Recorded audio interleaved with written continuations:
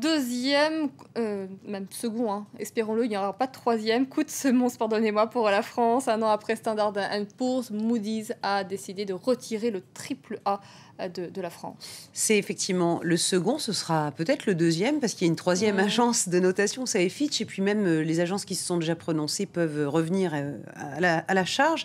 Le triple A, donc français, n'est plus dans le classement de Moody's non plus, qui a donc dégradé la note souveraine française à AA1 en la sortissant d'une perspective négative, ce qui veut dire qu'elle va pouvoir, Moody's, procéder à d'autres baisses si elle estime que c'est nécessaire.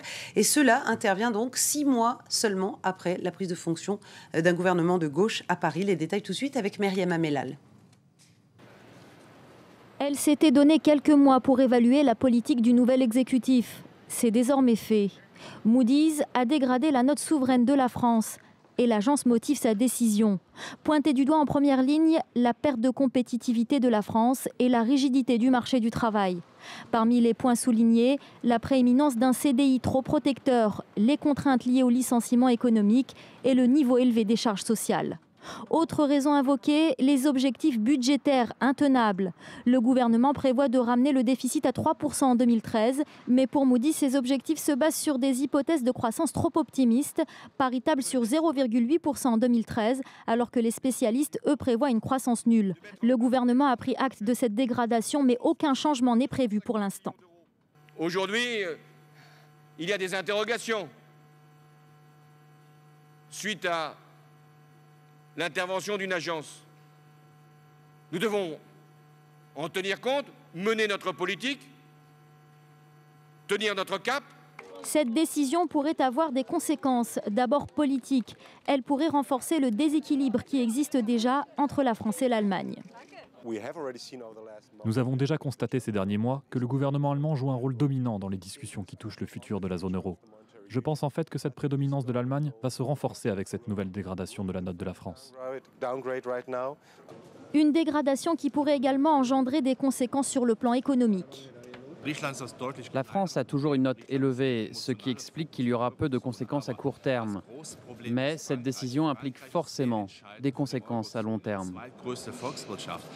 Le risque à long terme est que la note de la France soit de nouveau dégradée, ce qui entraînerait une hausse des taux d'intérêt. Et en empruntant plus cher, la France creuserait davantage son déficit. Et pour l'instant, en tout cas, les taux d'intérêt français se tiennent bien. Les taux d'intérêt à 10 ans, les plus révélateurs, ils sont à peine montés plus 0,08% dans la journée. Et d'ailleurs, les taux allemands ont été entraînés dans le sillage et augmenté à peu près dans les mêmes proportions. La priorité de la zone euro ce soir, c'est de trouver un accord sur la Grèce. Voilà, les 12 ministres de l'économie et des finances sont réunis à Bruxelles. Ça fait des heures qu'ils discutent et ils veulent évidemment débloquer la nouvelle tranche d'aide internationale qu'Athènes attend avec impatience. Tout le débat, c'est que la récession qui est à l'œuvre en Grèce depuis 6 ans a, on va dire, ralenti largement le rythme de désendettement. Est-ce que cette dette est solvable et à quelle échéance faut-il accorder de nouveaux effacements ou de nouvelles facilités à Athènes? C'est tout le débat qui les occupe. Mais d'après le patron de la zone euro, il y a bon espoir d'arriver à un compromis ce soir. Écoutez-le. Il est clair que la Grèce a tenu ses engagements. Nous devons, quant à nous, tomber d'accord sur quelques détails. Je pense que nous avons de bonnes chances de trouver une solution ensemble, mais je n'en suis pas complètement sûr.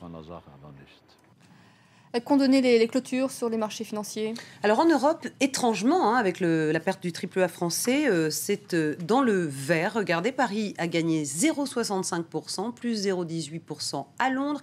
Francfort a fini sur une hausse de 0,69%. On voit donc que l'impact à court terme de cette dégradation n'est pas, pour l'instant en tout cas, sensible. À Wall Street, on a une séance à l'équilibre. Dow Jones, moins 0,06%, Nasdaq, plus 0,02%, S&P 500, plus 0,07%. Là, ce sont les déclarations de Ben Bernanke, le patron de la Fed, qui ont influencé le plus la séance. Il a appelé un compromis budgétaire entre républicains et démocrates pour en finir avec donc, ce fiscal cliff dont on parle beaucoup. Et puis, il a quand même aussi fait un commentaire sur la fragilité de la croissance américaine, ce qui a un peu ébranlé les investisseurs. Un tout autre sujet, la filière du cacao tient sa toute première conférence mondiale à Abidjan.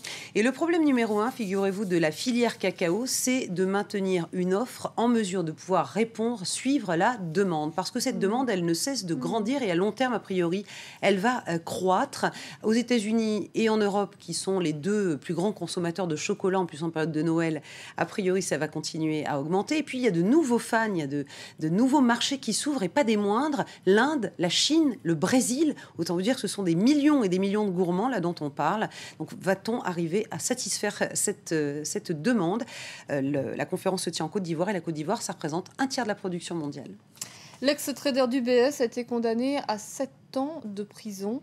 Kweku Adoboli, pour le nommer, effectivement, 7 ans de prison. Et c'est lui qui a fait perdre, rappelez-vous, 1,8 milliard d'euros à la banque suisse UBS, dont il était donc employé. C'est la plus grosse affaire, en fait, du genre, le plus gros scandale du genre dans l'histoire de la Grande-Bretagne. C'est un peu le Jérôme Kerviel britannique, finalement, ce Kweku Adoboli. C'est un jeune homme, il a 32 ans.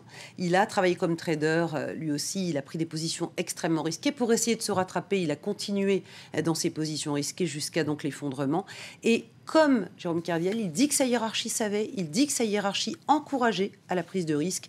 Manifestement, la justice britannique a tranché autrement et UBS, ce soir, s'est contenté d'ailleurs de saluer, je cite, le professionnalisme de la police et des autorités britanniques. On termine avec une dernière information, Myriam. HP. Oui, Hewlett Packard qui affiche là une perte absolument record pour 2012. C'est un trou de 10 milliards d'euros. Et c'est lié à une mauvaise appréciation, à une erreur ou peut-être même à un mensonge de la part d'Autonomy. C'est un éditeur de logiciels britannique que Hewlett Packard a racheté l'été 2011. Dépréciation au bilan, ça s'est révélé beaucoup moins intéressant, beaucoup moins solide comme valeur que ce que Hewlett Packard imaginait. Résultat, ils ont dû déprécier au bilan à 85% de la valeur de cet éditeur britannique. Et du coup, évidemment, ça fait un trou énorme. Et ce soir, sanction à Wall Street, le titre a reculé de 12%. Merci beaucoup, Myriam, pour votre chronique ce soir. Ce qui concentre l'attention ce soir dans l'actualité, c'est évidemment Israël et Gaza. Hillary Clinton, la secrétaire d'État américaine, est